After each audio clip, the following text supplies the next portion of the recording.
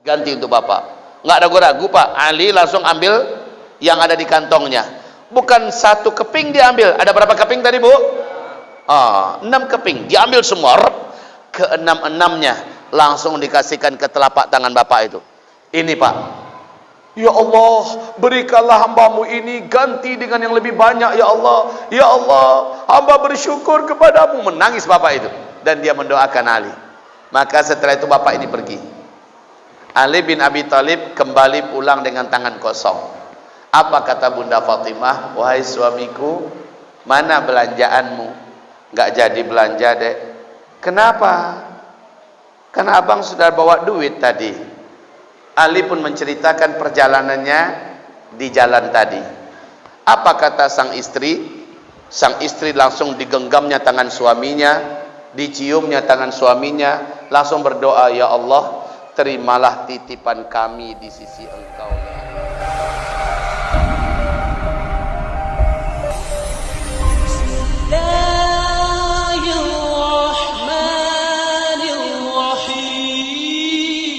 Bismillahirrahmanirrahim. Assalamualaikum warahmatullahi wabarakatuh.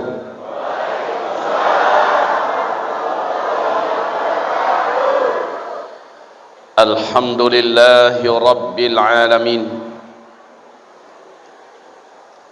Wa bihi nasta'inu ala umurid dunya waddin. Ashhadu an la ilaha illallah wa ashhadu anna sayyidana wa habibana Muhammadan abduhu wa rasuluh la nabiyya ba'dah. Qala Allah subhanahu wa ta'ala, ya ayyuhalladzina amanu ittaqullaha wa qulu qawlan sadida yuslih lakum a'malakum wa yaghfir lakum dhunubakum wa man yuti'illaha wa rasulahu faqad faza fawzan 'azima. Allahumma arhamna bil Qur'an wa sadaqallahul azim. Wa qala an-nabiy sallallahu alaihi wasallam, ala inni qad ji'tukum biha bayda'a naqiyyah layluha kanahariha la yazighu anha ba'da dhalika illa halik. Amma ba'du, ma'asyiral muslimin wal mu'minin, muslimat wal mu'minat, arsyadani wa iyyakumullah. Segala puji dan syukur adalah untuk Allah, ilah dan Rabb yang kita ibadahi. Salawat beserta salam kita untuk Habibillah Sayyidina Muhammad Rasulullah sallallahu alaihi wasallam. Ibaratullah, Masya Allah, malam hari ini Allah subhanahu wa ta'ala beri rahmat kita seluruhnya untuk dapat bermajlis di taman surga ini. Rasulullah bersabda, hendaklah kalian mencintai dan senantiasa memburu taman-taman surga, yaitu ketika ada halaqah majlis ilmu, kalian bergabung ke sana. Sesungguhnya halaqah majlis ilmu adalah taman di antara taman-taman surga.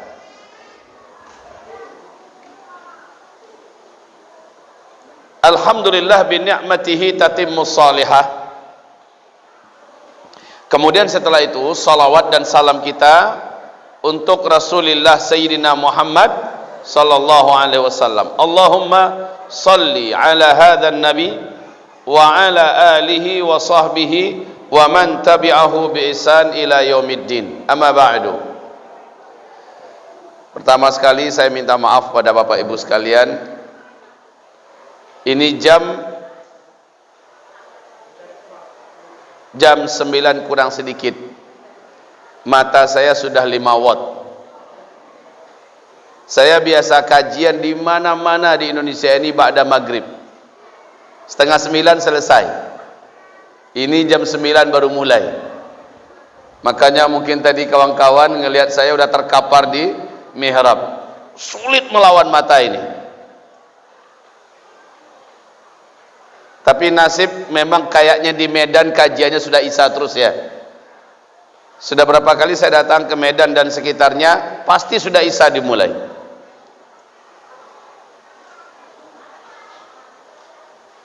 Kata kawan-kawan kami tadi di mobil, Ustadz di sini makin malam makin terang mata orang di sini gitu.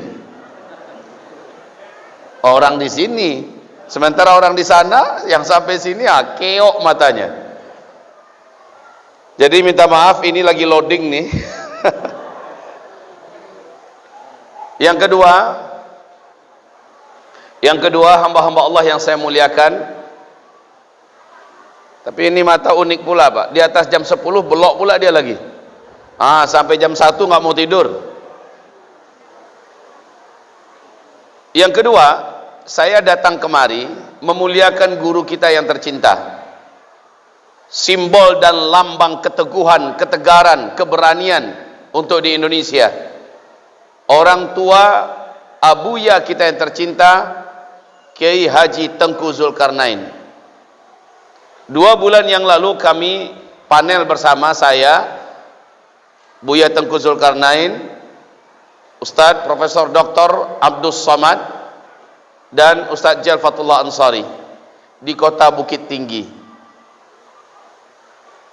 Di situ beliau berkata, Ustadz, pesantren saya di Medan mengundang Ustadz untuk datang bersilaturahmi. Saya katakan siap. Dan saya ingin Ustadz menyapa umat, beritahu bahwa kita sudah fokus di Medan. Saya mau tinggalkan Jakarta, saya mau fokus di Medan untuk mempersiapkan generasi terbaik buat menyongsong masa depan yang terbaik. Saya katakan Masya Allah, saya bersedia.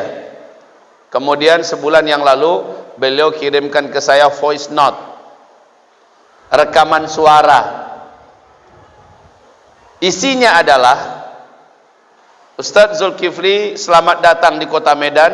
Terima kasih banyak Ustadz telah mau menyambut dan menyediakan waktu yang disusun oleh tim kami di Medan.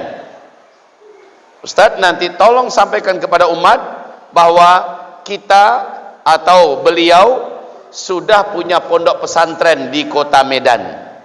Tanjung Sari nama daerahnya ya. Saya pagi tadi di sana Bu. Saya lihat santri-santrinya, santri-santriwatinya. Saya ada di komplek itu. Kemudian saya kasih tausiah. Dari awal saya kasih tausiah sampai terbit matahari, santri-santri itu tenang seperti patung, menyaksikan saya melotot terus. Ini adab yang sangat tinggi bagi seorang penuntut ilmu. Memang begitu seharusnya. Saya kagum tadi itu.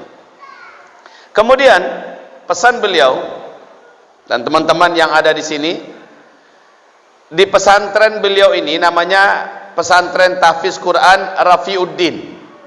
Itu nama pondok pesantrennya, Rafiuddin. Ternyata ada menyelip satu buah rumah milik penduduk di tengah pesantren. Rumah itu kalau dibiarkan dibeli oleh orang lain, maka pesantren mungkin akan terganggu dengan keberadaan rumah ini.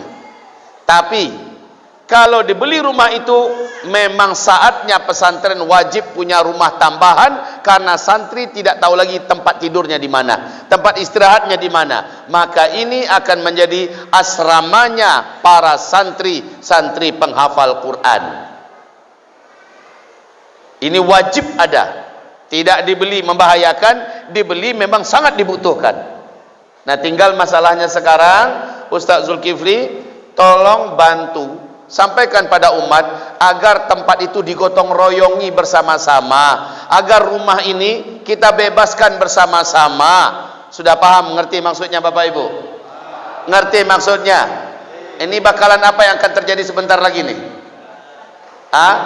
Buka kantong, buka dompet, masukkan ke kotak-kotak yang disiapkan. Target kita bebaskan rumah Al-Quran. Kalau saya menamakannya rumah Al-Quran, untuk Ma'had Tahfiz Quran Rafiuddin di kota Medan. Maka mendengarkan itu saya katakan, bismillah, siap Abuya, saya akan datang. Saya akan silaturahmi kepada umat, menyampaikan ilmu dan menggalang potensi umat untuk membebaskan rumah yang menyelinap di tengah pondok pesantren ini.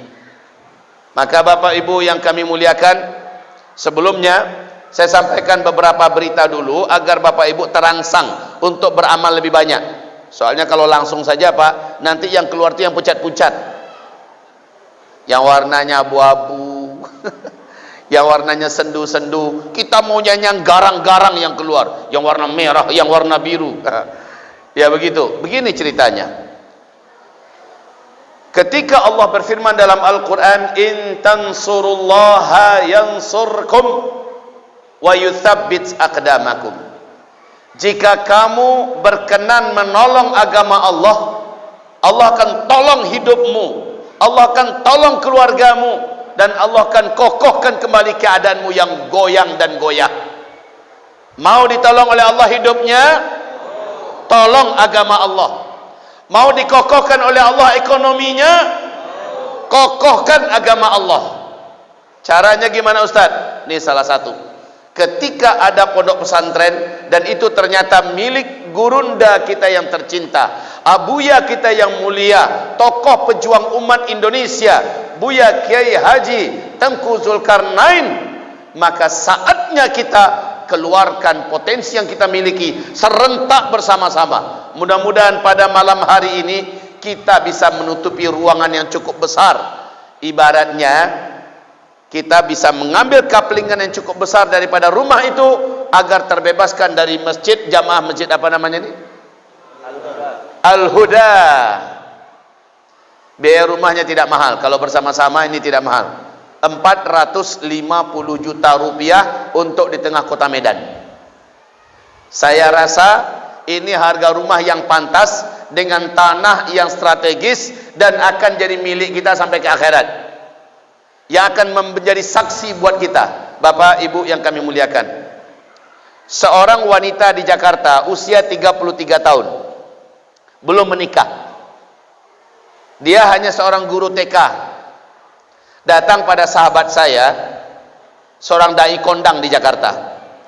Apa katanya? Ustadz, tolong doakan saya Ustadz, saya pengen punya suami, sampai hari ini belum ada yang datang melamar saya. Apa jawaban sang Ustadz? Ibu mau dapat suami? Iya Ustadz. Mau suami yang macam mana? Pokoknya Ustadz suaminya yang beriman, yang soleh, yang bertakwa. Masalah bentuk saya nggak peduli Ustadz. Pokoknya manusia beriman, bertakwa, soleh. Dia bisa membimbing kami dan anak-anak kami kelak menjadi ahli surga.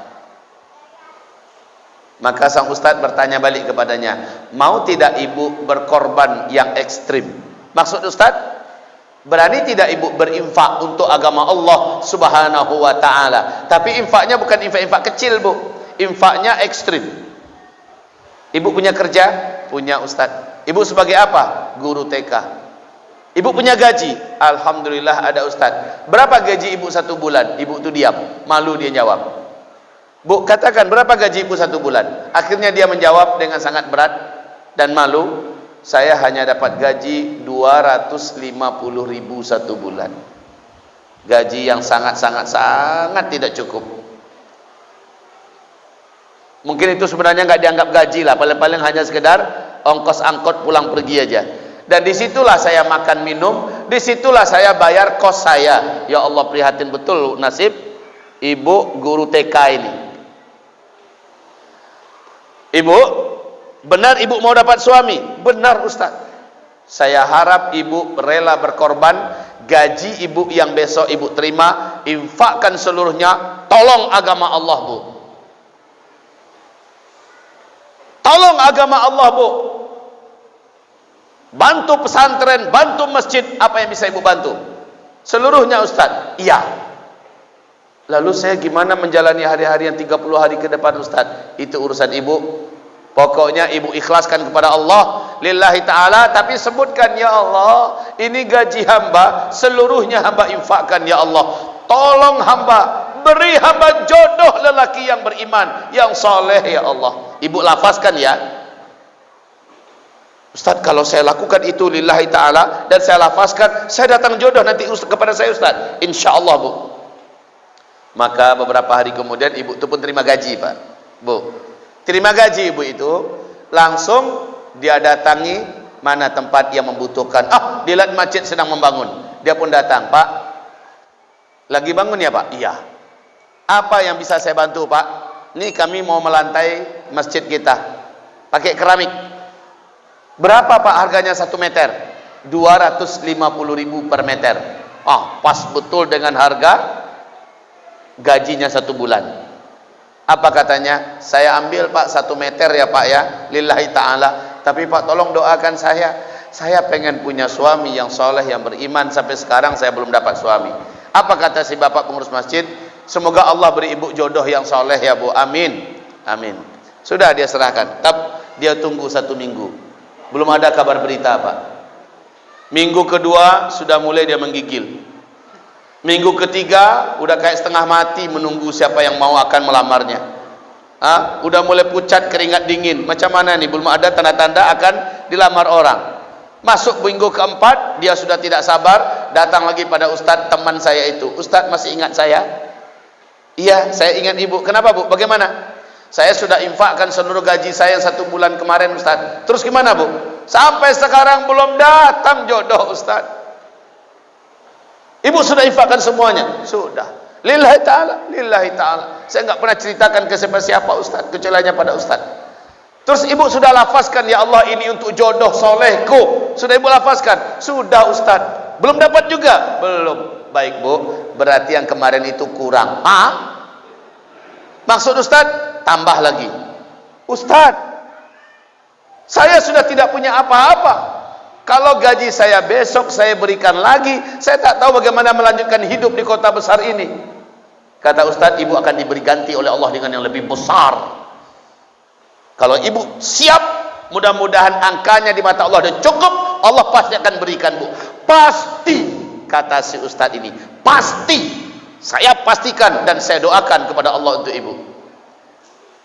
Ustaz, kalau gajian lagi saya serahkan semuanya untuk agama Allah, Allah akan benar-benar berikan saya. Saya doakan ibu, ibu jangan ragu kepada Allah. Baik Ustaz. Pulang dia, pas terima gaji, dia datangi lagi tempat rumah ibadah yang lain. Lagi-lagi dia datangi lagi, ngapain Pak? Lagi membangun tempat berwudu Bu. Apa yang bisa saya bantu Pak? Kami butuh semen 100 sekian sak semen. Baik, dia pergi, ada toko bangunan dekat di situ. Kemudian dia pun tanya berapa satu sak semen. Waktu itu masih 50.000 Pak, 50.000 satu sak semen. Saya ambil 5 kata ibu guru TK ini. Lalu tolong antarkan ke rumah ibadah ini. Maka diantarkanlah dan dia pun berdoa, ya Allah, udah 2 bulan gaji hamba serahkan semua kepada Engkau ya Allah. Hamba tolong agamamu ya Allah, tolong hamba, beri hamba jodoh yang saleh, yang beriman, jodoh yang baik ya Allah, tolong ya Rabbana. Masya Allah. Hanya 1 minggu setelah itu Pak, datang lagi dia pada Ustadz ini, datang lagi. Ustadz, tolong saya Ustadz. Nah, gimana Bu? Tolong saya. Apa yang bisa saya tolong? Pilihkan kepada saya yang mana yang akan saya ambil. 3 orang datang melamar saya Ustadz. 3 orang datang melamar. 1 PNS, 1 pedagang, 1 pemilik TK Islam, SD Islam, dan SMP Islam. Ustadz, saya pilih yang mana? Bantu saya memilihkan. 3-tiganya soleh Ustadz. Masya Allah Pak. 3-tiganya soleh. Apa kata sang Ustadz teman saya ini? Kalau begitu bagus yang sesuai dengan background ibu pendidikan. Ambil yang punya TK Islam, SD Islam, SMP Islam. Itu lebih pas buat ibu. Baik Ustaz. Akhirnya mereka menikah. Informasi yang didengar, Ustaz ini diundangnya. Dan dia pun akhirnya ibu itu mengajar di sekolah suaminya. Dan dia dapat gaji 1 bulan 2,5 juta. Sebelumnya berapa Bu? Cuma 250.000 sebulan. Sekarang 2,5 juta. Gaji berlipat 10 kali lipat, dapat suami yang soleh, dan akhirnya punya anak-anak yang lucu-lucu dan soleh-soleh. Ini intan surullah yansurkum. Kalau kamu tolong agama Allah, Allah pasti tolong kamu. Itu contoh satu.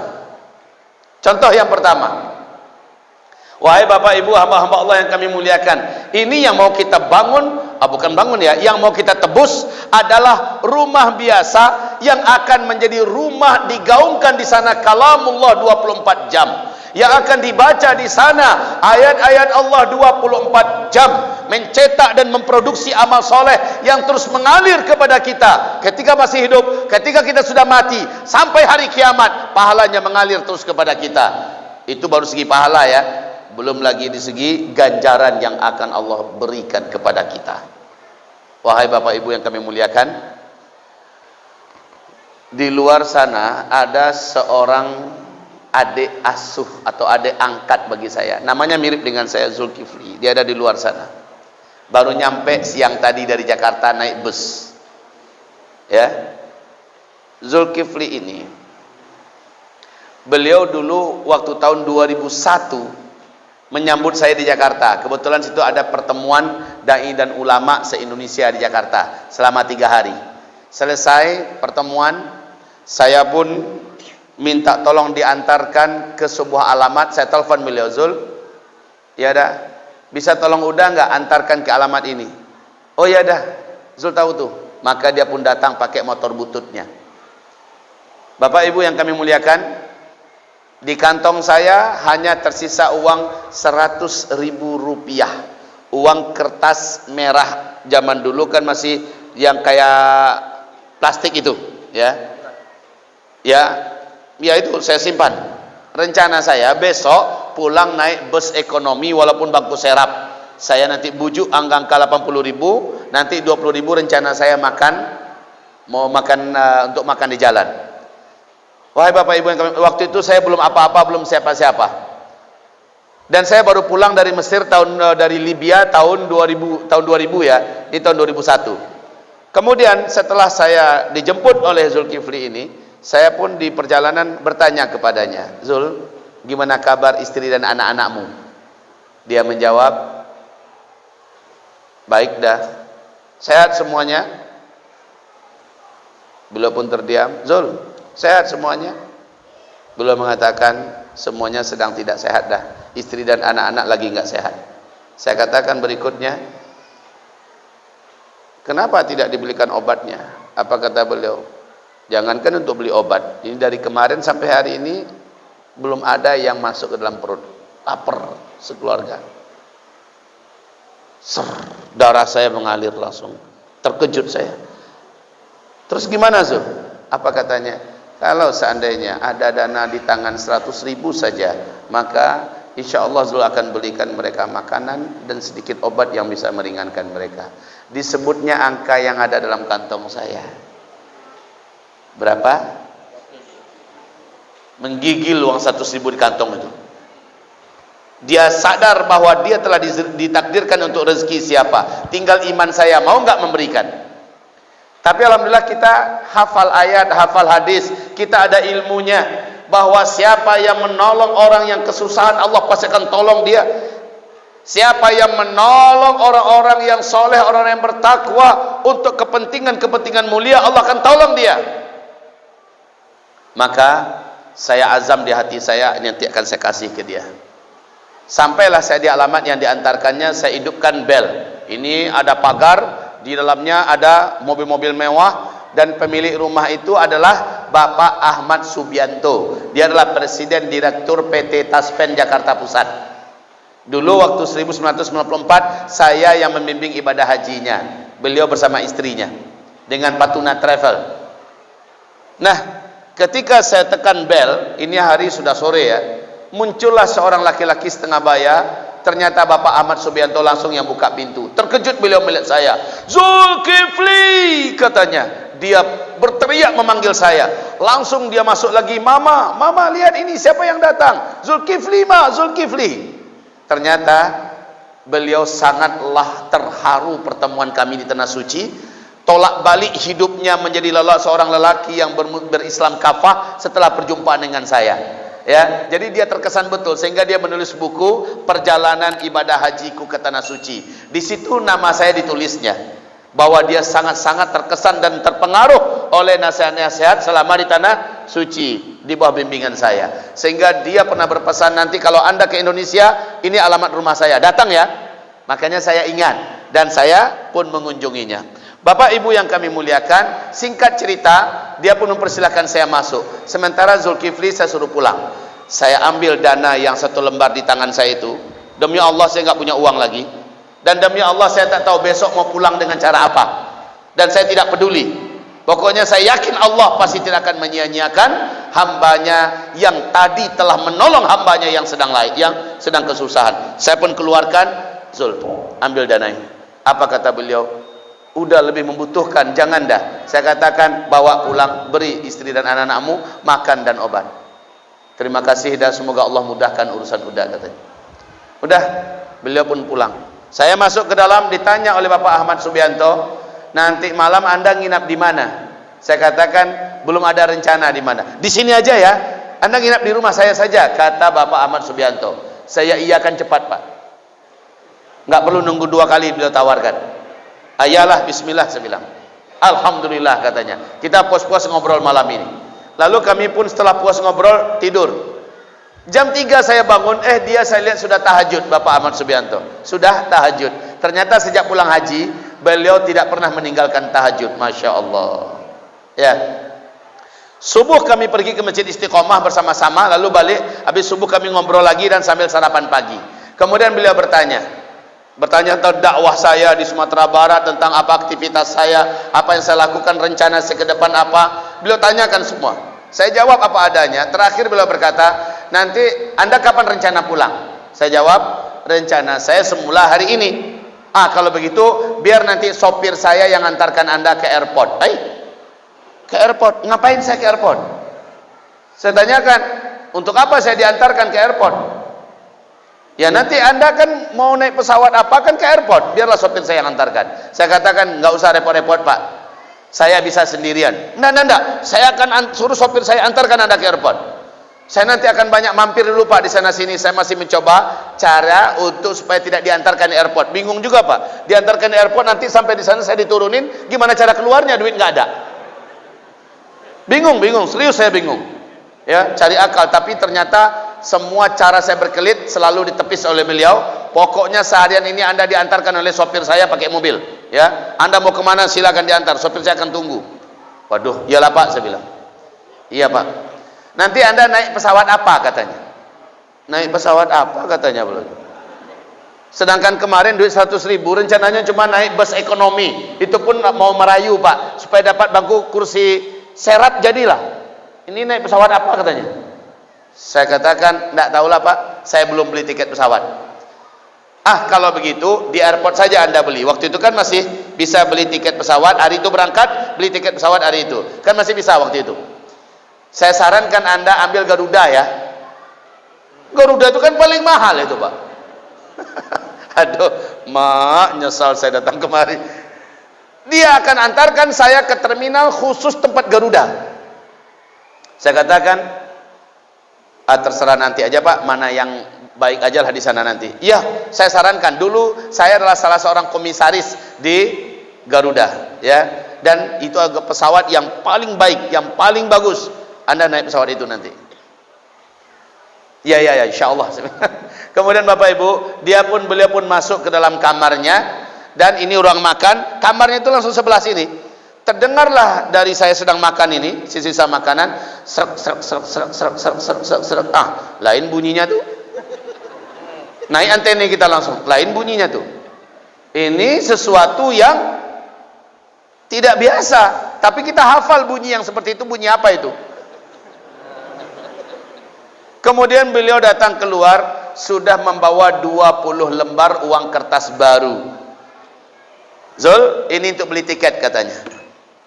Cash pak, 2 juta rupiah. Ambil Garuda Zul ya. Ternyata dia nggak puas sampai di situ, dia ambilnya cek ya, lalu diisinya cek itu. Zul, nanti sampai di Sumatera Barat, ini anda uangkan beli kendaraan untuk dakwah anda. Masya Allah, beli kendaraan, itu kendaraan pertama saya dalam hidup saya pak. Baik pak, insya Allah setiap anda ke Jakarta telepon saya akan menjemput. Begitu pak. Baik, berapa kemarin bu yang kita keluarkan baru berapa? 1 lembar, diganti Allah berapa? Adha'afan katsirah, lipatan-lipatan yang banyak. Kejadian seperti ini saya alami dalam hidup saya bukan sekali, ratusan kali. Pokoknya kunci hidup saya dengan istri saya, kalau sudah terjepit, kehidupan ekonomi sudah sempit, sisa dana yang ada saya cari mana orang yang sangat susah, atau cari mana bagian agama Allah yang perlu dikuatkan, saya habiskan semua. Pasti cash datangan dari Allah berlipat-lipat kali ganda. Dan itu nggak bisa dicoba-coba, tapi dengan iman, yakin. Ana inda dhanni abdi bi, saya pasti akan menyesuaikan keyakinan hamba saya dengan diri saya, kata Allah. Kalau hamba itu yakin, Allah beri. Tapi kalau coba dulu, mudah-mudahan iya, kalau kayak gitu nggak jadi itu. Tapi harus yakin kepada Allah. Contoh lagi, ini biarlah ini beberapa contoh untuk menguatkan semangat kita ya. Contoh, Ali bin Abi Thalib. Siapa Ali bin Abi Thalib? Menantu Rasulullah sallallahu alaihi wasallam. Ali bin Abi Thalib Allah nikahkan dengan Fatimah Az-Zahra. Dalam suasana ekonomi umat sedang berat, suasana ekonomi sedang pahit dan pailit, 9 hari lamanya rumah dan dapur Fatimah Az-Zahra dan Ali bin Abi Thalib tidak berasap dapurnya. Lapar mereka luar biasa. Sampai-sampai ASI Bunda Fatimah tidak lagi mengeluarkan air ASInya. Hasan Hussein sampai kurus Bapak Ibu. 9 hari nggak ada yang dimakan. Ali bin Abi Thalib kerjaannya serabutan. Ternyata dia hanya seorang kuli kasar. Dia hanya seorang penjajah tenaga di pasar. Siapa yang mau ada barang diangkatin, beliau angkut ya. Siapa yang mau ini diambilkan, digali, maka beliau pun menggali. Pokoknya hanya sebagai seorang kuli. Dan kerjaan kuli itu bukan hina ya. Menantu Rasulullah saja Ali bin Abi Thalib kerjaannya sebagai seorang kuli kasar di pasar. Tapi memang karena ekonomi sedang anjlok, tidak ada yang menggunakan jasa beliau. Akhirnya tiap pulang ke rumah lemes, nggak bawa apa-apa. Nggak dapat rezeki bang, belum dek. Nggak dapat rezeki bang, belum dek. Gitu hari-hari. Sampai di hari ke-9, alhamdulillah Fatimah Az-Zahra dapat tawaran dari tetangganya. Ternyata tetangga akan mengadakan acara besar, lalu harus mengadun tepung. Butuh wanita yang akan membantu mengadun tepung. Maka dia pun mengadun tepung dengan tapak tangannya sendiri, sampai melepuh tapak tangannya bu. Dan dia pun dapat upah 6 dirham. Pas suaminya pulang, belum ada rezeki bang, belum deh. Alhamdulillah bang, ini ada rezeki 6 dirham. Dia pun memberikan pada suaminya. Sang suami melihat telapak tangan istrinya melepuh di sana sini. Maka Ali berkata, ada apa ini? Fatimah menjawab, ini hasil kerja kerasku dari pagi bang, membantu tetangga ngadonin tepung. Nggak apa-apa bang, pergilah abang ke kota, ke pasar, belikanlah semua kebutuhan. Anak kita prioritas dulu, Hasan Hussein. Baik adindaku sayang. Maka berangkatlah Ali bin Abi Thalib. Diambilnya 6 dirham tadi semua. Pas dalam perjalanan, beliau dicegat oleh seorang tua. Orang tua yang memakai tongkat, menggigil dia memegang tongkat itu. Apa katanya? Pak, tolong kami pak. Sudah 3 hari saya dan istri anak-anak tidak makan pak. Tolong kami pak. Apa yang ada di tangan bapak, titipkan pada Allah, berikan pada kami. Allah pasti ganti pak dengan yang lebih banyak. Itu permintaan orang tua ini. Berapa hari katanya dia nggak makan? Ali bin Abi Thalib udah berapa hari? Parahlah Ali lagi. Tapi Ali nggak cerita, bapak baru 3 hari kan, saya 9 loh pak. Enggak kayak gitu Ali. Enggak kayak gitu dia. Tapi Ali paham ada ayat dalam Al-Quran surah Ali Imran. A'udzu billahi minasy syaithanir rajim. Bismillahirrahmanirrahim. Man dzal ladzi yuqridu Allaha qardan hasana يضاعف له أضعافا كثيرة والله يقبض ويبسط وإليه ترجعون. Siapa yang meminjamkan kepada Allah dana yang ada di tangannya, dia titipkan kepada Allah, Allah pasti akan kembalikan kepadanya berkali-kali lipat. Dan Allah lah yang melapangkan rezeki, Allah juga yang mempersempit rezeki. Kepada Allah kalian seluruhnya pasti kembali. Ali bin Abi Thalib hafiz Quran, tahu dia ayat ini, hafal dia. Sementara si bapak berkata, titipkanlah kepada Allah apa yang ada di tangan bapak, berikan pada kami, Allah pasti ganti untuk bapak. Nggak ragu-ragu Pak, Ali langsung ambil yang ada di kantongnya. Bukan satu keping diambil. Ada berapa keping tadi Bu? 6 keping diambil semua. Keenam-enamnya langsung dikasihkan ke telapak tangan bapak itu. Ini Pak, ya Allah, berikanlah hambamu ini ganti dengan yang lebih banyak ya Allah. Ya Allah, hamba bersyukur kepadamu. Menangis bapak itu, dan dia mendoakan Ali. Maka setelah itu bapak ini pergi. Ali bin Abi Thalib kembali pulang dengan tangan kosong. Apa kata Bunda Fatimah? Wahai suamiku, mana belanjaanmu? Nggak jadi belanja dek. Kenapa? Karena abang sudah bawa duit tadi. Ali pun menceritakan perjalanannya di jalan tadi. Apa kata sang istri? Sang istri langsung digenggamnya tangan suaminya, diciumnya tangan suaminya, langsung berdoa, ya Allah, terimalah titipan kami di sisi Engkau ya Allah. Coba lihat, itu wanita beriman sejati tuh Bu. Kira-kira kalau wanita sekarang gimana tuh Pak? Kira-kira gimana Bu ya? Yang nyari istri, suami enak-enak aja dikasihkan, disedekahkan. Tapi Bunda Fatimah luar biasa, langsung dia berdoa, ya Allah terimalah ya Allah simpanan kami kepada Engkau, sambil mencium tangan suaminya. Enggak ada menampakkan kesal. Kalau wanita sekarang, di mana otak kau? Hah? Pakai otak sedikit, kenapa berbuat itu? Udahlah, habis tuh di bongak-bongaknya suaminya.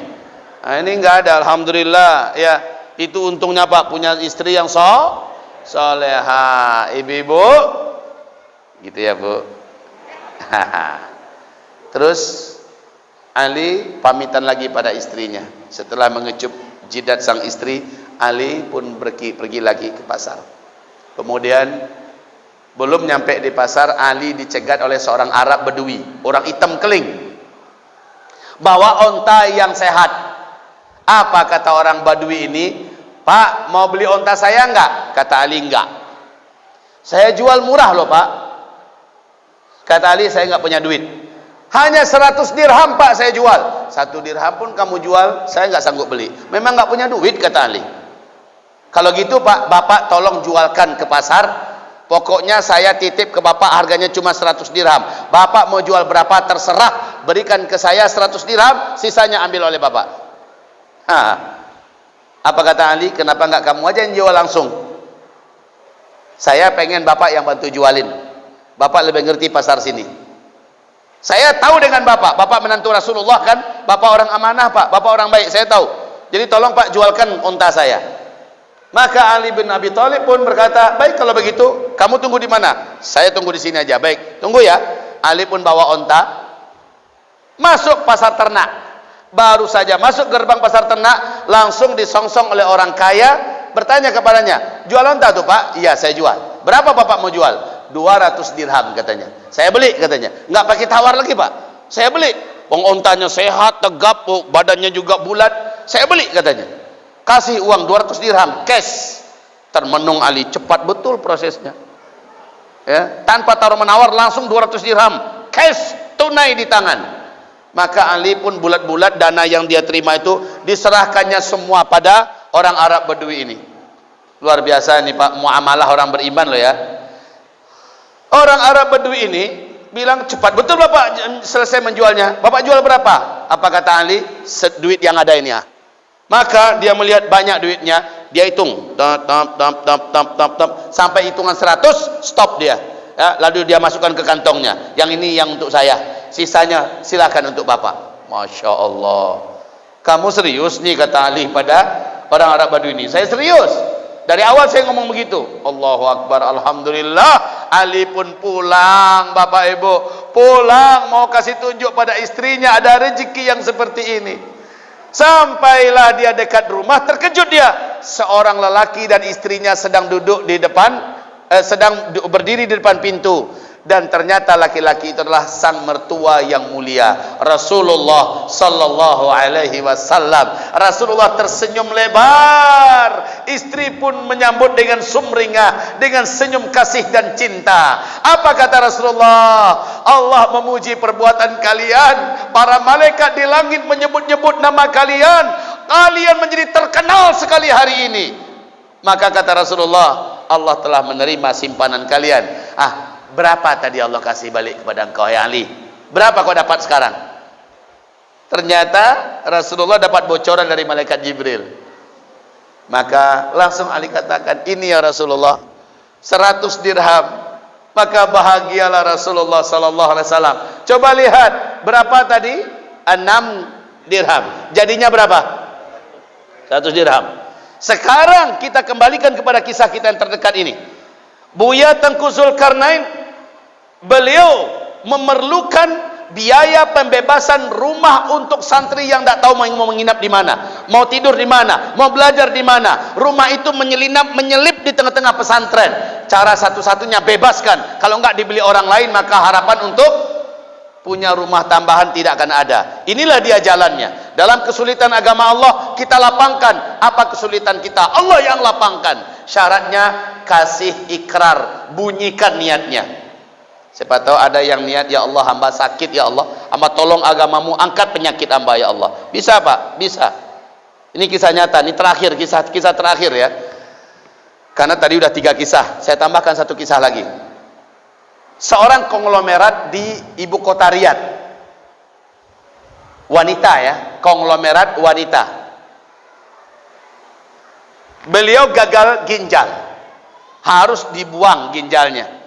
Lah hidup tanpa ginjal bersiko bahwa dia tidak akan bisa melanjutkan hidup yang lama. Maka sang dokter ahli menyarankan kepadanya, cari ginjal yang bisa engkau dapatkan, maka kami akan operasikan ginjal baru itu ke dalam tubuhmu.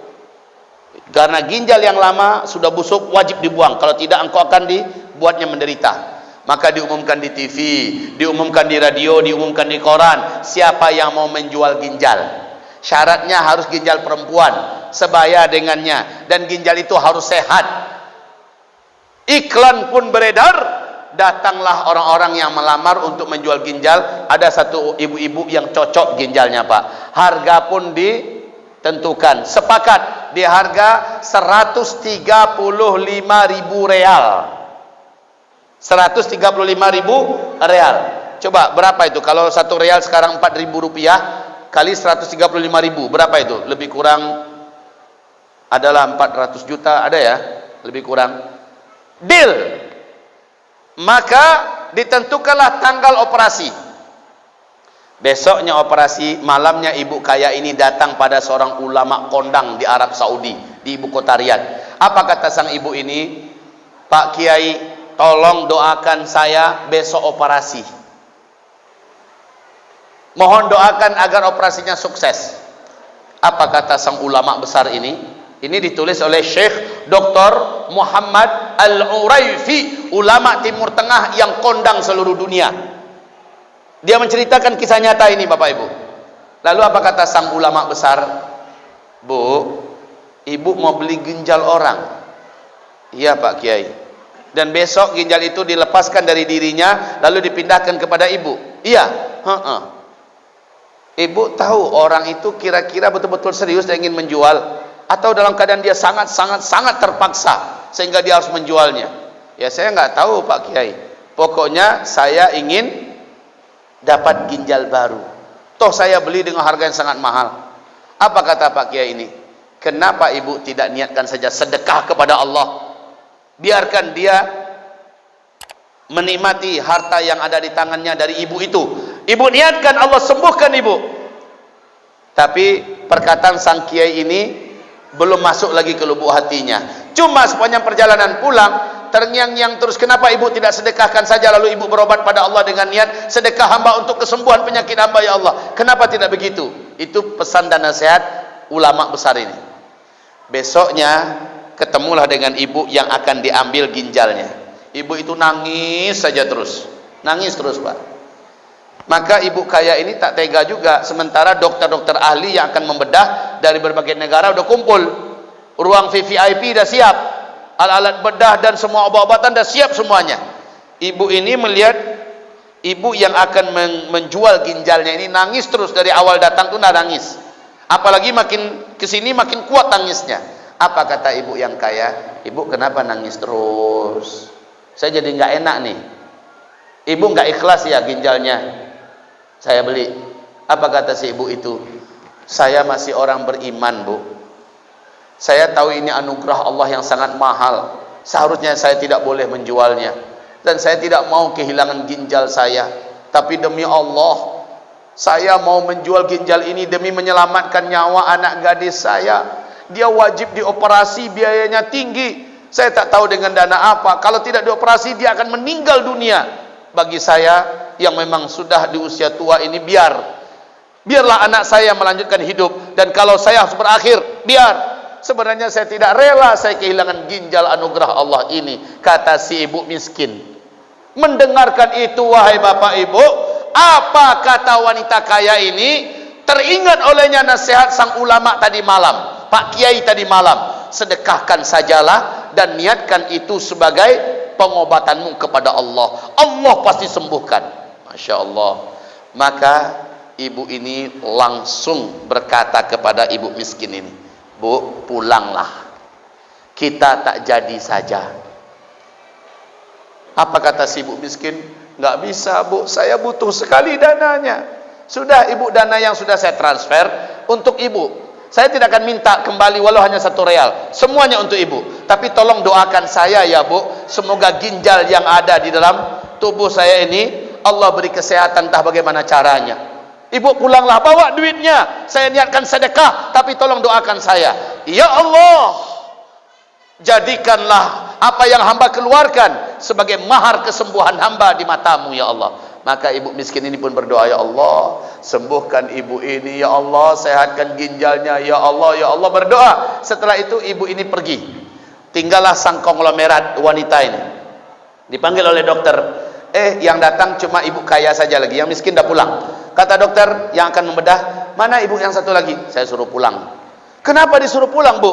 Nggak jadi operasinya. Loh, ibu gimana sih? Ibu kan mau menyelamatkan nyawa ibu.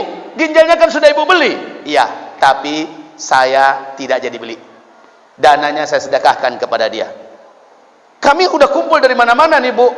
Harusnya operasi. Biayanya segala macamnya sudah ditentukan. Apa kata si ibu? Seluruh biaya berapa hitung saja saya bayar semuanya. Operasi nggak jadi. Tapi tolong cek untuk terakhir kali bagaimana kondisi ginjal saya sekarang. Maka diperiksa, Pak. Saat itu tertulislah dalam buku-buku yang melegenda di Timur Tengah, di majalah-majalah, bahkan di TV, menjadi ceramah para ustaz-ustaz, bahkan di buku Jangan Takut Sakit oleh Syekh Dr. Muhammad Al-Uraifi yang sudah diterjemahkan ke bahasa Indonesia. Apa yang terjadi setelah dicek kembali ginjalnya? Ginjal yang ada di dalam tubuh ibu kaya ini yang sebelumnya busuk, yang sebelumnya udah mati ginjalnya, menjadi ginjal yang baru, ginjal yang sehat, ginjal yang segar, ginjal yang kuat. Allahu Akbar. Dokter-dokter muslim yang ada berteriak Allahu Akbar, Allahu Akbar. Masya Allah, Masya Allah. Nggak mungkin masalahnya, Pak. Tapi apa yang nggak mungkin dibagi Allah? Maka teringatlah kita hadis sahih Bukhari dan Muslim. Dawu mardakum bis sadaqat. Sembuhkanlah semua penyakit-penyakit kalian, seberat apapun penyakitnya, dengan mengeluarkan sedekah. Sembuhkan penyakit kalian dengan mengeluarkan sedekah. Jadi boleh, Bapak malam ini keluarkan sedekah. Hamba sakit kanker stadium 3 ya Allah. Ya Allah, suami hamba dapat penyakit anu. Ya Allah, istri hamba anu. Bisa dengan sedekah, keluarkan dengan infak. Ya Allah, hamba terbelit utang. Ya Allah, lepaskan hamba dari hutang hamba. Ini 500.000 ya Allah, padahal ini sangat berat hamba keluarkan, tapi demi agamamu dan untuk kebebasan hamba dari hutang, bebaskan hamba. Lihat nanti Allah pasti akan mewujudkan. Sejarah pasti selalu berulang. Maka malam hari ini kita bergerak bersama-sama, kita bantu bebaskan rumah Al-Quran di pondok pesantren Buya kita, guru kita yang tercinta, Kiai Haji Tengku Zulkarnain di Tanjung Sari, Kota Medan, insyaallah kita bersama-sama, mudah-mudahan dalam waktu beberapa dekat ini rumah itu resmi menjadi milik pondok pesantren. Amin ya rabbal. Malam ini siap seluruhnya berinfak, siap bersedekah dengan harga yang ekstrim. Lafazkan nanti niatnya apa. Bisa jadi niatnya aku ingin anakku menjadi hafiz, menjadi hafizah Quran dan sebagainya. Bacakan, lafazkan. Bismillah, silakan mulai. Mana yang lain? Yang lain laki-laki mana? Ada satu kotak lagi nanti, kotak fi sabilillah, kotak dakwah fi sabilillah. Ini ibu-ibu dari depan dulu, Bu. Ibu bertenang. Ibu-ibu ambil yang paling ibu cintai, lafazkan. Lafazkan, jangan sampai tidak dilafazkan. Ya Allah, ini ya Allah untuk agar anak hamba dapat hidayah. Bisa jadi anaknya sampai sekarang nggak mau sholat, melawan pada orang tuanya. Ya Rabb, hamba keluarkan ini 100.000 ya Allah, hamba keluarkan ini sekian ratus ribu ya Allah. Ya, baik, sambil jalan kita pasang niat, lalu lafazkan niat tersebut.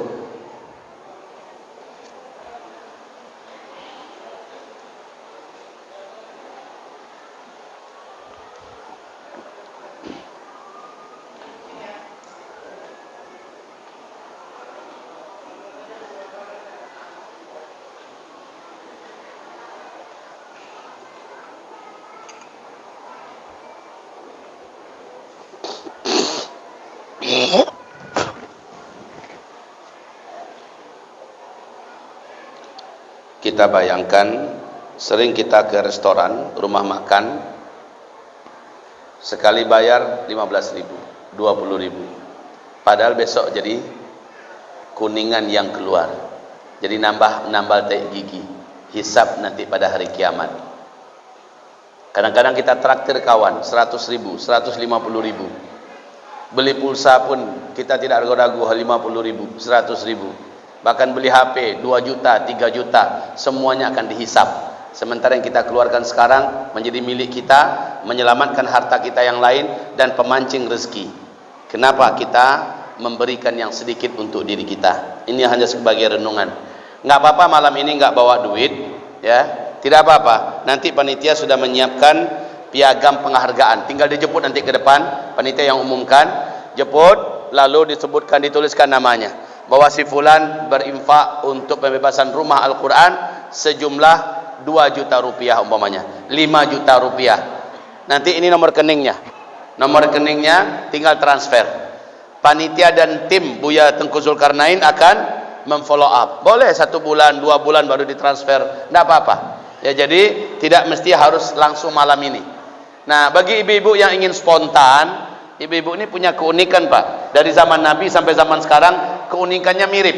Mereka kalau nggak bawa duit sekarang, tapi dia cepat bertindak, cincinnya pun bisa lepas, Pak. Nah, ini keunikan ibu-ibu. Nggak tahu ibu-ibu yang dalam Masjid Al-Huda. Ya, anting-anting ada, ini mau ku bawa sampai ke surga, begitu. Ini ku bawa nanti sampai ke surga. Baik, Bapak Ibu yang kami muliakan, sudah cepat kali jalan rasanya. Udah jalan semua. Nanti kita mau simak berapa hasil hitungannya supaya kita umumkan ya. Nanti kita umumkan, seandainya umpamanya baru 8.700.000, saya berharap bisa kita bulatkan jadi 1 juta, 10 juta. Tinggal nambah 1.300.000 lagi. Kalau baru 12,5 juta, tinggal nambah 2,5 juta lagi, bulatkan jadi 15. Setuju Bapak Ibu? Kok loyo? Setuju Bapak Ibu? Setuju. Nambah tabungan akhirat, apa yang dibimbangkan. Baik Bapak Ibu yang kami muliakan, ini 10 menit lagi mata saya mulai terbelalak besar nanti. Tapi 10 menit lagi kita akan selesai. Wah. Baik, hamba-hamba Allah yang kami muliakan, saya mau kasih komentar lah sedikit dengan sembrononya kata-kata orang yang begitu mudah mempermainkan agama. Saya ingin kasih komentar seperti si Nikita Mirzani. Beliau mengatakan saya mau masuk neraka katanya. Udah dengar itu? Di neraka nanti banyak kawan-kawan saya ketemu. Kami membuat acara dan pesta kami di sana. Kami buat acara-acara dalam neraka. Main-main dia dengan masalah neraka. Bagaimana timbangan orang macam ini dalam timbangan akidah Islam? Orang-orang yang mempermainkan agama, mengolok-olok ayat, mengolok-olok surga, mengolok-olok neraka, dan orang-orang yang mentertawakan para ulama, mengejek. Bagaimana dampak dan nasib mereka? Jawabannya sederhana. Coba buka surat At-Taubah, surat yang ke-9, ayat yang ke-65, 66. Buka Al-Qur'annya kalau ada yang bawa Al-Qur'an sekarang. A'udzu billahi minasyaitonir rajim. Wa la in sa'altahum la yaqulunna innama kunna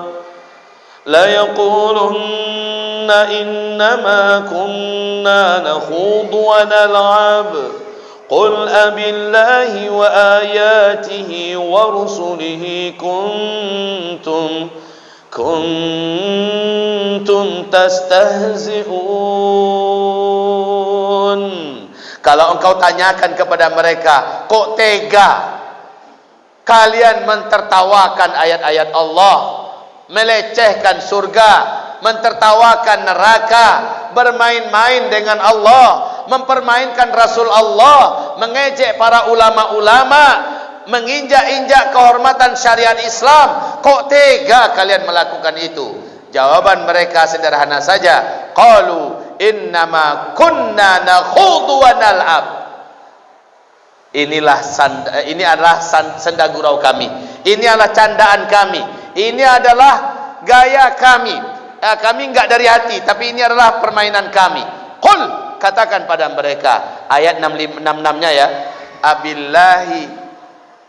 qul abillahi wa ayati wa rusuli kuntum tastahzi'un. Katakan, beraninya kamu mentertawakan Allah, mentertawakan ayat-ayat Allah, mentertawakan Rasul Allah. Ayat 66-nya, la ta'tadiru. Ini MUI mendesak, ayo minta maaf. Ulama-ulama mendesak, ayo minta maaf. Umat mendesak, ayo minta maaf. Sementara Allah di ayat yang ke-66 berfirman, la ta'tadiru, kamu tidak perlu minta maaf. Qad, sungguh, kafartum, kamu sudah kafir, ba'da, setelah imanikum, kamu beriman. Jadi kalau ada orang Islam Pak yang melecehkan syariat Islam, yang mentertawakan ayat, yang mempermainkan masalah-masalah iman, yang menghina Nabi Muhammad sallallahu alaihi wasallam, atau menghina keturunan Nabi Muhammad sallallahu alaihi wasallam, atau mentertawakan Allah dan mencap Allah dengan tuduhan-tuduhan yang tidak benar. Demi Allah, Allah berfirman di surat At-Taubah ayat 66, qad kafartum ba'da imanikum, sungguh kalian sudah kafir setelah kalian beriman. Jelas itu Pak. Apa yang juga suruh mereka minta maaf, karena Allah sendiri mengatakan mereka sudah kafir. Qad kafartum ba'da imanikum. Dah, itu yang pertama. Nah, yang macam ini dilakukan pula oleh Arya Premadi atau si Abu Janda, ya kan? Dan juga dilakukan berulang-ulang oleh si Ade Armando. Orang-orang yang macam ini Pak diberi panggung di media, di televisi. Dia bisa berinteraksi, dia bisa melakukan geguyonan dan luconan di media massa, media sosial, di koran. Mereka seenaknya menjadikan Islam sebagai permainan. Memang ini fase keempat, fase di mana Islam sedang tidak memimpin. Seenak hati mereka ingin berkata itu. Tapi saya pasang janji kepada Bapak Ibu, Janji sama-sama menyaksikan yuk akhir hayat mereka ini, yuk sama-sama kita lihat. Kalau mereka tidak tobat nanti, kalau mereka tidak tobat sekarang, kita lihat akhir hayat mereka seperti apa. Kita lihat bagaimana Allah akan membolak-balik hidup mereka dalam kehinaan dan penderitaan yang dahsyat, lalu mereka mati dalam keadaan su'ul khatimah, di mana malaikat akan memukul, menghantam, menggebuknya untuk mengeluarkan nyawanya. Kita lihat bagaimana matinya sini kita Mirzani bila ia tidak tobat. Tapi bila ia tobat, Allah pasti akan menerima tobatnya. Si Ade Armando, si Abu Janda, dan orang-orang yang semisal dengannya, kalau mereka tobat, Allah pasti terima taubatnya. Tapi kalau mereka tidak bertobat, yuk sama-sama kita saksikan dalam waktu yang dekat ini, kita saksikan apa yang akan terjadi kepada mereka. Ini cerita nyata di Mesir. Seorang wanita dari Eropa, dia asli orang Mesir, masuk ke Mesir dengan pakaian serba bikini, serba ketat dan nampak terbuka aurat. Di mobil di Mesir itu kan kayak mobil-mobil butut begitu, Pak. Ya, banyak orang berdiri. Nah, wanita itu nggak dapat tempat duduk. Dengan pusar yang terbudur apa namanya? Pusarnya yang menganga, ya, baju yang ketat, seolah-olah hanya seperti pakai BH doang wanita itu, dan celana yang ketat nggak nyampe ke lutut, celananya itu serba ketat. Gaya Eropa habis dibuatnya. Masuk ke negara Mesir, orang-orang mulai menegurnya. Bahkan ada orang tua seperti seorang kiai menegurnya, wahai anak gadis, wahai anak perempuan, engkau merusak semua orang yang ada di mobil ini. Ini Mesir, nak. Apa kata si wanita itu? Ini urusan saya, ini hak asasi saya. Bapak kenapa sewot? Yang kau lakukan ini dosa, nak. Allah akan marah kepadamu. Jangan engkau seperti ini. Apa katanya? Di mana Allah itu? Kalau ada Allah, cabut nyawa saya sekarang, katanya. Begitu, Pak. Masya Allah, Bapak Ibu, apa yang terjadi? Ternyata pas mobil berhenti di pemberhentiannya, pintu terbuka, wanita itu yang tadi kayak setengah telanjang itu berdiri di depan pintu, tapi dia tidak turun-turun. Dia tetap memegang, seperti ada tiang seperti ini, dia tetap terpegang tiang itu. Dan sementara matanya melotot ke atas. Wahai Bapak Ibu yang kami muliakan, wanita itu mati dalam keadaan berdiri, matanya melotot ke atas. Baru saja dia mengatakan, kalau memang ada Allah itu cabut nyawa saya sekarang. Mati dia, Pak. Dalam mobil itu juga dia mati. Sekarang sini kita Mirzani berani mentertawakan neraka. Saya pengennya masuk neraka. Saya nggak begitu semangat masuk surga. Di neraka saya banyak ketemu dengan kawan-kawan saya nanti. Saya bisa bertemu dengan Michael Jackson. Kami bisa buka acara dan buat pesta dan sebagainya macamnya. Inna lillahi wa inna ilaihi raji'un. Sementara kawan-kawannya yang waktu itu dalam food shootingan terdengar ikut berseloroh, semua mereka akan sama satu derajat dengan kondisi sini kita. Sekali lagi, bila orang macam ini tidak tobat, di mana kalau dia tobat Allah pasti terima, tapi tobat nasuha, ya. Tapi kalau dia tidak tobat, yuk kita lihat seperti apa yang akan Allah buat kepadanya dalam waktu yang tak lama. Itu yang pertama. Ini kondisi-kondisi kita sekarang ini loh, ya. Yang kedua, Bapak Ibu yang kami muliakan, yang kedua, sampai genap jam 10, ya. Yang kedua, wahai Bapak Ibu yang kami cintai, kami muliakan, kami hormati, tentang Habibuna Habib Rizik Syihab. Kenapa lelaki ini menjadi legendaris? Seluruh media massa dunia memberitakan tentang beliau serentak. Belum pernah ada dalam sejarah dunia seorang tokoh kembali disambut oleh jutaan pendukungnya, tanpa direncanakan, tanpa dihasung, datang dengan duit sendiri dari berbagai provinsi. Wahai hamba-hamba Allah yang kami muliakan, ini juga menjadi catatan sendiri bagi saya, bagi kita Ahlus Sunnah wal Jamaah. Nasab Habibuna Habib Rizik Syihab murni sampai kepada Ali Husain bin Ali, menantu Rasulullah. Berarti ini adalah putri suami daripada putri Rasulullah, Fatimah Az-Zahra. Berarti Habib Rizik Syihab ini, beliau adalah keturunan kandung cucunya Rasulullah sallallahu alaihi wasallam. Apa kata Rasulullah? Siapa yang mencintaiku wajib mencintai anak keturunanku. Yang mencintai anak keturunanku, maka dia benar-benar mencintai aku. Siapa yang tidak mencintai anak keturunanku, maka sesungguhnya dia tidaklah mencintaiku. Apalagi siapa yang membenci anak keturunanku, dia benci kepadaku dan dia bukan umatku. Nabi bahkan berkata sallallahu alaihi wasallam, haram mendapatkan syafaatku kelak pada hari kiamat siapa-siapa yang menyakiti anak keturunanku, kata Rasulullah sallallahu alaihi wasallam. Maka pada malam hari ini, kalaupun kita tidak sempat mendampingi Habib Rizik Syihab dan para Habib-Habib Ahlus Sunnah wal Jamaah lainnya yang ada bersama dengan beliau, minimal rasa cinta, loyalitas kita serahkan kepada beliau. Siap untuk dikomando oleh beliau, siap dikomando oleh beliau, siap dikomando oleh beliau dengan semangat sami'na wa ata'na. Dan yang terbesar yang bisa kita berikan sekarang ini adalah doa kita yang tulus. Gelombang ancaman sekarang sedang ditobrakkan kepada beliau dari berbagai penjuru mata angin. Kekuatan-kekuatan jahat dipersiapkan untuk menghabisi dakwah beliau, menghentikan perjuangannya. Habib Rizik Syihab direncanakan untuk diberangus, untuk dilenyapkan, untuk ditangkap, untuk dibunuh, dan segala yang buruk dan busuk dipersiapkan untuk menyikat habisnya. Para kacung-kacung, para cukong-cukong, ya, para taipan-taipan tidak rela dan tidak senang kalau orang macam ini ada di Indonesia, karena dia mampu menggerakkan umat, dia mampu mempersatukan ulama, dia mampu menjadikan umat ini kembali tersadar dan bangkit, dan dia mampu menjadikan NKRI menjadi negeri yang berakhlak mulia. Oleh karena itu, keberadaannya oleh setan-setan manusia tidak disukai, maka dia sekarang ini diprogram untuk dihabisi. Maka cara kita menolong beliau sekarang adalah cintai beliau dengan sepenuh hati, doakan beliau melebihi doa kita untuk diri kita. Bahkan sebelum mendoakan orang tua kita, doakan dulu beliau, doakan keluarga besarnya, doakan anak keturunannya, doakan Habib-Habib, kiai-kiai dan ulama-ulama, ustaz-ustaz, da'i-da'i yang ada di belakang barisannya. Doakan Indonesia ini semoga menjadi Indonesia yang berakhlak mulia, sesuai dengan slogan beliau setelah pulang,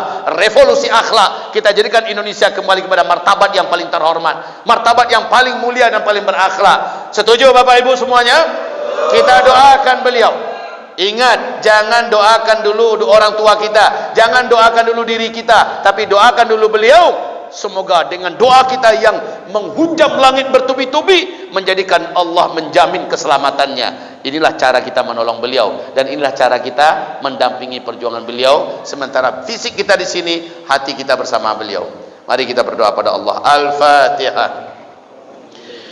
A'udzu billahi minasyaitonir rajim. Bismillahirrahmanirrahim. Alhamdulillahi rabbil alamin. Arrahmanir rahim. Maliki yaumiddin. Iyyaka na'budu wa iyyaka nasta'in.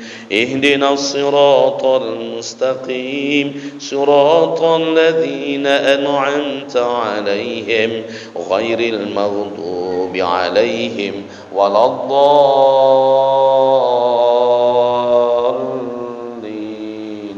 آمين اللهم صل وسلم على سيدنا محمد صلى الله عليه وسلم وعلى آله وصحبه أجمعين يا حي يا قيوم برحمتك نستغيث لا حول ولا قوة إلا بالله العلي العظيم Ya Allah, Ya Rahman, Ya Rahim, Ya Mujib Sa'ilin, kami angkat tangan-tangan kami ini ke hadirat-Mu. Kami berdoa memohon perlindungan dan memohon kekuatan dari sisi-Mu. Ya Allah, Engkau yang Maha mendengar, Engkau yang Maha dekat dan menyaksikan, Engkau yang Maha mengabulkan seluruh permintaan hamba-hamba dan doa-doa yang dipantunkan kepadamu. Ya Allah, di malam hari ini kami berdoa untuk pemimpin kami, simbol perjuangan untuk menegakkan dakwah dan amar bil ma'ruf nahi 'anil munkar kami, ya Allah, yang dipimpin oleh keturunan kandung Rasulullah yang kami cintai, Habibuna Habib Rizik bin Syihab bin Husain, ya Rabbal Alamin, ya Rabbal Alamin. Ya Allah, Habibuna Habib Rizik, berikan kepadanya penjagaanmu, ya Allah, berikan kepadanya perlindunganmu, ya Allah. dan untuk seluruh keluarganya, anak keturunannya, para habib-habib yang ada bersamanya, serta untuk seluruh para kiai-kiai kami, ulama-ulama kami, da'i-da'i kami, ustaz-ustaz kami ya Allah, serta umat yang ada di belakang barisannya. Ya Allah, lindungilah dari segala niat-niat buruk dan jahat yang dipersiapkan untuk menghabisinya. Lindungi, jaga, selamatkan ya Rabbal Alamin dari setiap konspirasi jahat, dari setiap makar busuk, dari setiap upaya fitnah, dari setiap upaya penangkapan atau penculikan atau apapun namanya ya Rabbal Alamin, atau pengiriman sihir, santet dan sebagainya. Lindungi beliau zahir dan batin ya Allah.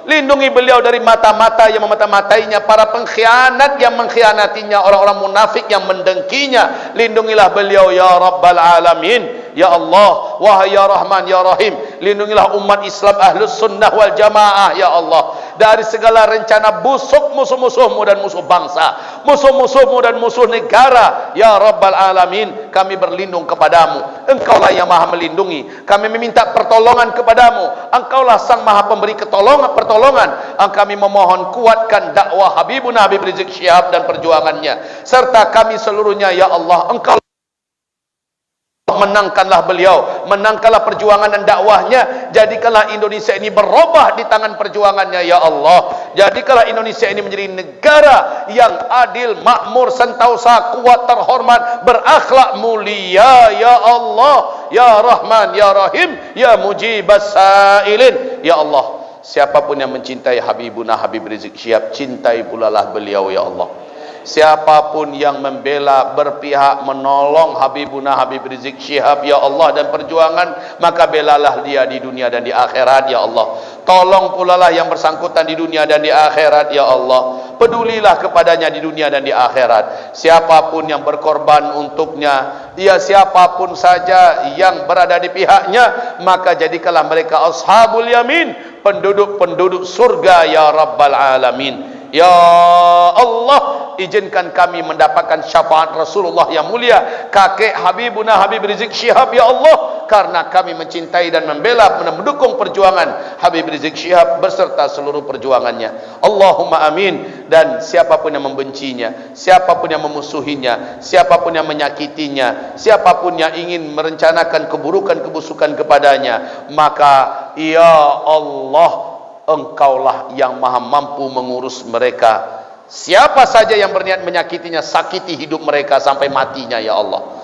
Siapapun yang ingin merencanakan kebusukan dan mencelakainya, celakai hidup mereka lahir batin dunia akhirat ya Allah. Siapapun yang ingin membunuhnya, matikan mereka sebelum mereka mampu mewujudkan cita-citanya ya Allah. Siapapun saja yang berniat untuk menangkapnya, maka ya Allah, perangkap mereka dalam kehinaan sampai mereka mendapatkan su'ul khotimah. Ya Allah, siapapun yang menghinakan beliau dan anak keturunannya, hinakan mereka sehina-hinanya di dunia, di alam kubur, di padang mahsyar, dan di dalam neraka-Mu kelak ya Allah. Namun ya Allah, siapapun yang ingin taubat, ingin berubah, maka Engkaulah sang maha penerima taubat. Jadikanlah mereka berubah dengan hidayah-Mu ya Allah. Jadikanlah mereka berubah dengan hidayah-Mu ya Allah.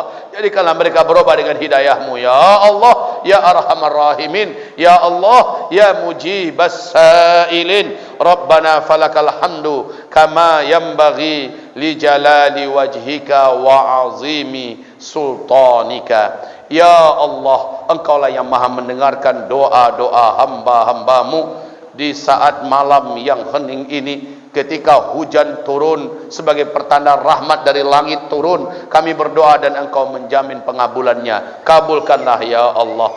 Ya Rabbana, jadikan seluruh jamaah yang ada di dalam masjid ini dan di luar masjid sana ya Allah, laki-laki, wanita, tua dan muda, seluruhnya ya Allah, ketika mereka meninggalkan masjid, dosa-dosa mereka berguguran seluruhnya ya Allah. Jadikanlah seluruh lelaki wanita yang ada di dalam masjid dan di luar masjid sana ya Allah, tua dan muda seluruhnya ya Allah, ketika mereka berangkat meninggalkan masjid, iman mereka kuat dan bertambah ya Allah. Amal soleh mereka semakin berat di mata-Mu ya Allah. Berikan kepada kami seluruhnya keistiqomahan di akhir zaman ini ya Allah. Istiqomah menjadi muslim yang kafah, istiqomah menjadi mukmin yang haqqan, mukmin sejati ya Allah. Jadikanlah kami para lelaki wanita yang siap berpegang erat dengan agama ini apa adanya dari Al-Quran dan Sunnah. Izinkan kami ya Allah menjadi para pembela-pembela agamamu sampai kami menghembuskan nafas terakhir kami ya Allah. Lindungi kami ya Allah menjadi ahli maksiat, orang-orang yang sesat, menjadi kaum musyrikin, musyrikat, munafikin dan munafiqat. Lindungi kami ya Allah menjadi orang-orang yang murtadin di akhir zaman ini. Allahumma Rabbana, tumbuhkan rasa benci dan jijik dan takut kami ya Allah melakukan dosa dan maksiat. Ya Allah, tumbuhkan rasa cinta kepada kami ya Allah untuk berkorban, banyak berinfak dan beramal soleh ya Allah di akhir hidup kami ini ya Rabbal Alamin. Allahumma amin. Berilah kami rezeki husnul khatimah. Izinkan kami mampu melafazkan kalimat thayyibah di akhir hayat kami, kalimat la ilaha illallah. Ya Rabbana, kabulkan doa kami, kabulkanlah doa kami, kabulkanlah doa kami. Tolonglah saudara kami yang sedang berjuang di Palestina ya Allah. Tolonglah saudara kami yang sedang berjuang di negeri Syam ya Allah. Tolonglah saudara kami yang sedang berjuang di Xinjiang Cina sana ya Allah. Di Uighur, saudara kami Rohingya, saudara kami yang di Mesir, di seluruh Asia Tengah, Asia Tenggara ya Allah, bahkan di Indonesia, di negeri Afrika, Eropa, Amerika, Rusia, Jerman dan seterusnya. Tolong kami ya Allah. Engkaulah Rabbul Mustad'afin, Engkaulah Rabbul Mustad'afin, Engkaulah Rabbul Mustad'afin, Rabbul Mazlumin. La hawla wa la quwwata illa billahil aliyyil azim.